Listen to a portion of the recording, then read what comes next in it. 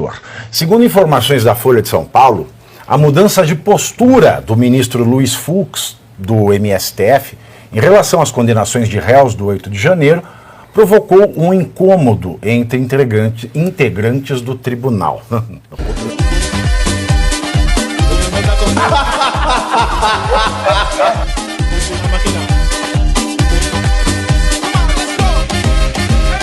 Eleitor.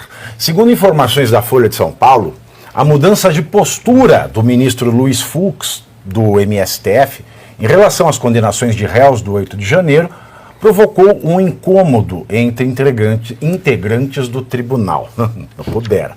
Até a semana passada, Fux era considerado alinhado ao relator dos casos. O nosso ditador, ajoelhem-se e abre aí, alemão.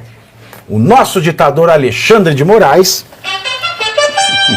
o que reforçava uma imagem de unidade em torno das decisões do Supremo Tribunal Federal, diante das críticas à condução dos processos. Fux acompanhou o ditador em quase todas as 500 condenações relacionadas às manifestações, mas, na semana passada, apresentou questionamentos sobre o caso da cabeleireira Débora Rodrigues dos Santos. 2 ministros, que não tiveram os nomes revelados, afirmam que, em processos de grande repercussão, Fux costuma levar em conta avaliações externas sobre a atuação do Supremo, como manifestações populares, da mídia, de comunidades políticas e de círculos jurídicos. O incômodo entre os ministros ficou ainda maior com as palavras usadas por Fux, que disse que iria exercer a, aspas para o Fux, humildade judicial para rever erros, fecho aspas em erros, cometidos no decorrer dos processos contra os acusados do 8 de janeiro. Aliás, quero trazer aqui para vocês também o fato de que uma outra divergência foi aberta no STF. E quem abriu foi o ministro Edson Fachin. Porque digam o que quiser dele, gostem dele ou não, tal como o André Mendonça, o Edson Fachin tem postura de juiz, tem circunspecção, se dá ao respeito e não é uma maritaca, uma araponga de imprensa como o inimigo é, tá? O Edson Fachin, ele votou para manter os atos na Operação Lava Jato contra o ex-ministro da Casa Civil e da Fazenda, Antônio Palocci.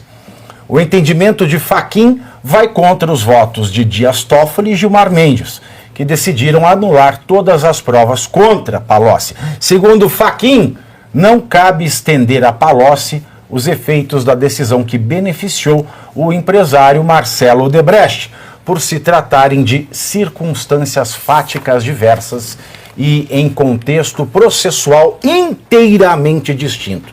Vale lembrar que essa decisão do Dias Toffoli, como relator, acompanhada pelo capo, etc., de que o Palocci, ele tem que ser, a condenação contra ele tem que ser anulada, porque o juiz Sérgio Moro foi parcial.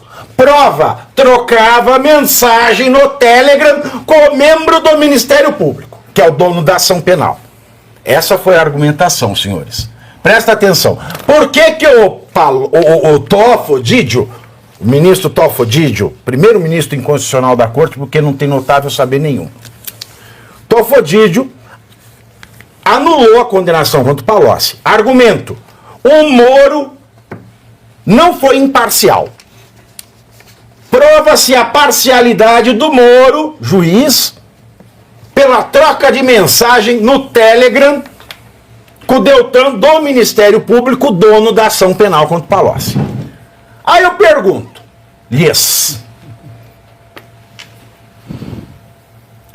o Paulo Gonetti, que é o chefe do Ministério Público da União, portanto, dono da ação penal contra Bolsonaro, foi jantar na casa do Alexandre de Moraes.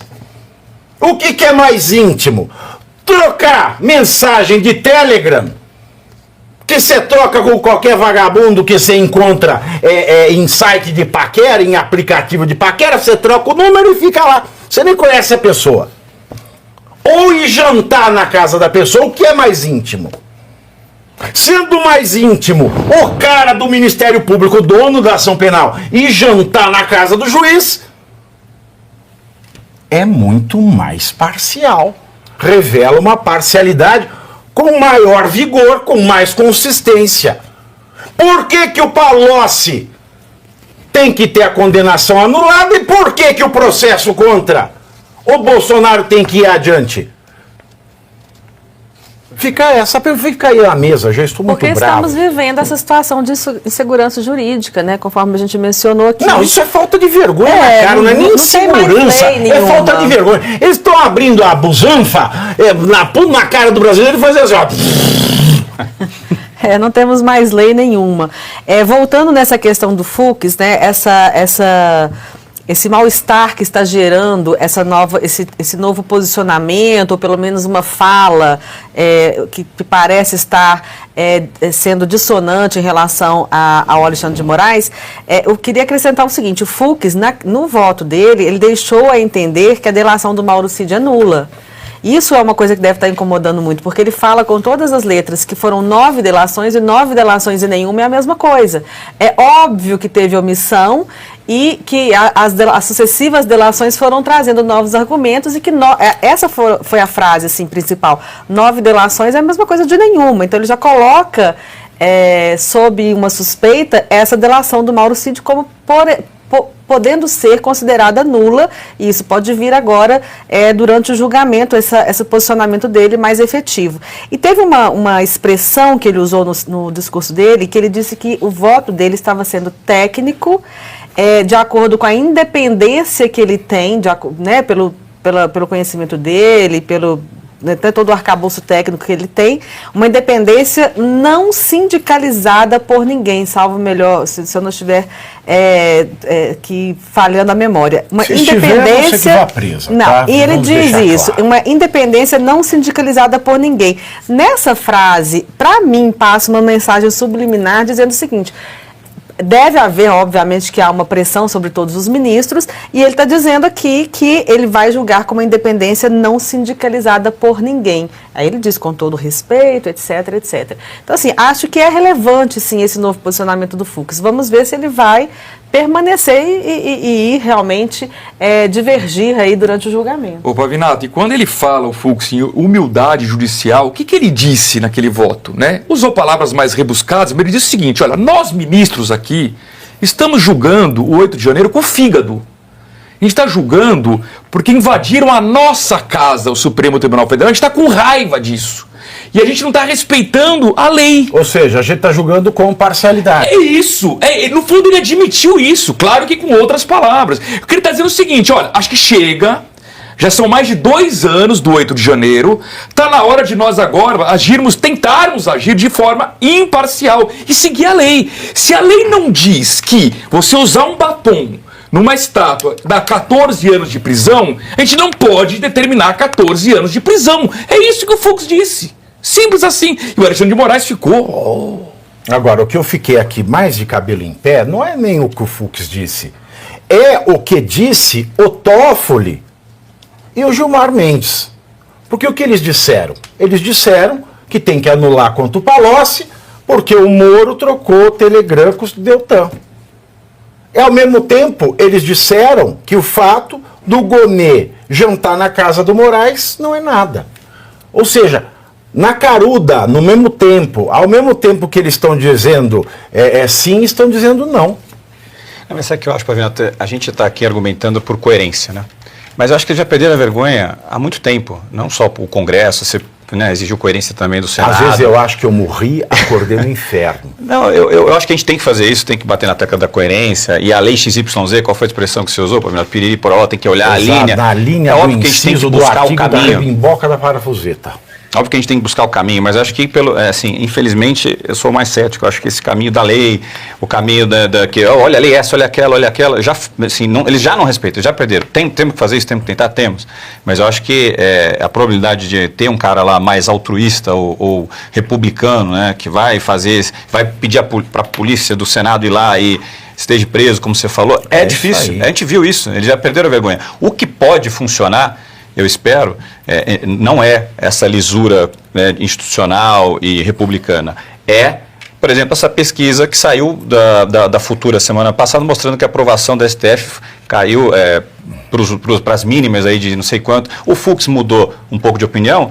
Eu chuto um pouco por causa disso. Eu acho que eles têm um pouco, se sentem um pouco iluminados, né? Os iluministas que querem reger a sociedade para um lado para o outro, usando aí autoritarismos instrumentais, né? Igual a Carmen Lúcia lá, não, agora eu vou abrir uma exceção aqui, uma censura prévia. Ou seja, já perderam vergonha faz tempo. Então eles se sentem empoderados para fazer isso. Talvez a opinião pública piorando mais, algum outro tome um pouco de vergonha. Mas não porque é republicano, porque tem vergonha, porque eles se acham pessoas públicas que querem ficar bem. Né? Pegaram o instrumental emprestado da Cláudia Raia, né, professor? É incrível. Olha, se observar a postura dos Fux, são 3 possibilidades. Primeiro, ele está com medo. Ele pode estar olhando e dizer, isso aqui ele vai tá dar... para aposentar. Isso vai dar uma caca. Ele está para aposentar. Não, mas vai dar uma caca e depois vão me pegar. Pode ser isso. 2, ele pode estar querendo a sobrevivência do sistema. Porque queira ou não queira, qualquer indivíduo que entra nesse sistema, ele não quer mudá-lo. Esse sistema é maravilhoso. Porque dá poder, dá dinheiro, dá influência, dá capacidade de olhar de cima da montanha para aquela massa de energúmenos que ficam lá embaixo. Porque é assim que eles consideram. Eles se veem pessoas comuns, estão lá embaixo. Eles não são pessoas comuns. Então eles olham, isso aqui é lixo, isso aqui nasceu para me servir, tá? É o segundo ponto, a sobrevivência do sistema. E o terceiro, que poderia ser também, você não passa de um grande teatro, exatamente para tentar salvar o STF, e eles podem estar articulando entre, não, você faz isso, depois faz aquilo. Por quê? Olha que coisa curiosa. Eles anulam aquela decisão do Toffoli em relação ao Odebrecht, ok? Mas se você observar a decisão do Toffoli, se ela for mantida, eles são obrigados a jogar fora tudo aquilo que está sendo feito contra o Bolsonaro. Não, aí você fica numa... Pois é, mas é que está o detalhe. Por isso é que fica o problema da contradição evidente. E eles estão num dilema. E a contradição evidente significa perseguição política, portanto, o crime contra a humanidade, Tribunal Penal Internacional. Exato, mas aí é que fica a questão, Pavinato. Por final de contas, o que esses caras querem? Porque se eles mantiverem aquilo que o Toffoli fez em relação ao Odebrecht, em relação ao Palocci, não podem levar adiante a porcaria que estão fazendo contra o Bolsonaro. Não podem levar adiante. Não podem levar adiante nada do que está sendo feito em relação ao 8 de janeiro. Porque está tudo anulado. Se eles recuarem em relação àquilo que o Toffoli fez, aí eles podem levar adiante. Sabe qual vai ser o argumento deles? São questões de outra natureza, da mesma maneira como eles falaram em relação ao Palocci, para tratar de anular as decisões do Toffoli. Eles falam, não, isso é de outra natureza, é outra consideração, você não tem a mesma circunstância, por isso nós podemos avaliar da forma como nós estamos avaliando. Eles estão num dilema. Por isso que quando eu olho pro Fux, a única sensação que eu tenho diante dos 3 cenários, é um ator, está sobrevivência do sistema ou está com medo, me parece que ele está sentindo que pode vir nele. Então ele pode estar recuando por medo. E você aí já está preparado para ter todos os argumentos para dizer que Marx não foi um cara legal, para dizer que o comunismo não é um lugar para diversidade, para desmontar essa grande fake news histórica da esquerda, que é repetida por nossos professores de história, de geografia, de sociologia, que é repetida nas universidades, que é repetida nos livros.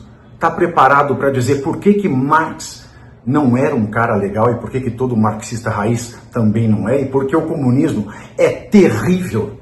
Você já leu Nos Anais de Marx?